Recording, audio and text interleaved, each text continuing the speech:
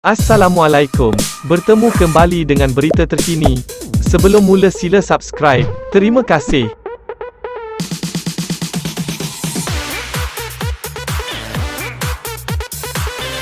Perdana Menteri Ismail Sabri Yaakob ialah orang parti yang akan berbincang dengan UMNO sebelum membuat sebarang keputusan berkaitan Memorandum Persefahaman MOU bersama Pakatan Harapan.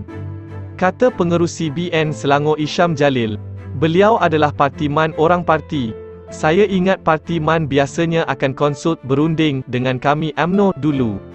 Saya percaya beliau akan berbuat begitu sebab dia parti MAN, katanya ketika sidang media bersama pengarah komunikasi PKR Fahmi Fadzil di Kuala Lumpur hari ini.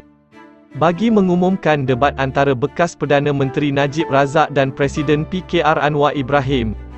Menjawab soalan berhubung langkah seterusnya selepas Majlis Tertinggi UMNO memutuskan untuk tidak melanjutkan MOU tersebut melampaui tarikh 31 Julai ini. Isham mendakwa partinya tidak pernah merestui pemeterian memorandum itu.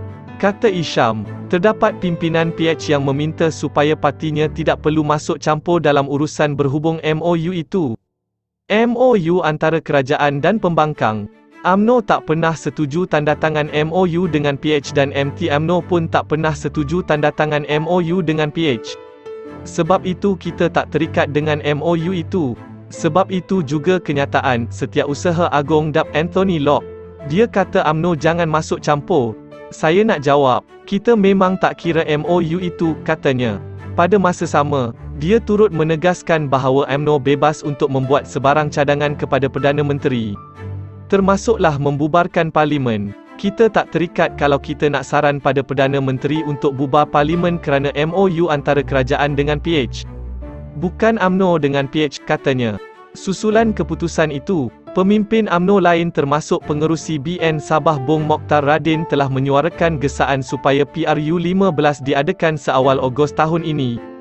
Sementara itu, Fahmi berkata terdapat dua perkara berasingan dalam MOU berkenaan yang telah digabungkan berhubung tarikh berakhir tempoh MOU itu dan pembubaran Parlimen.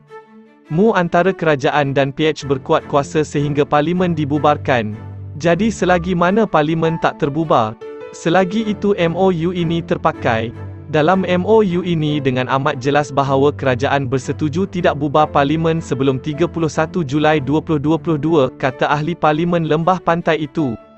Fahmi berkata perkara lain yang berkaitan termasuk pembubaran Parlimen sebelum 31 Julai mesti dibincangkan dan dipersetujui oleh kerajaan dan PH melalui jawatan kuasa pemandu yang turut dianggotainya.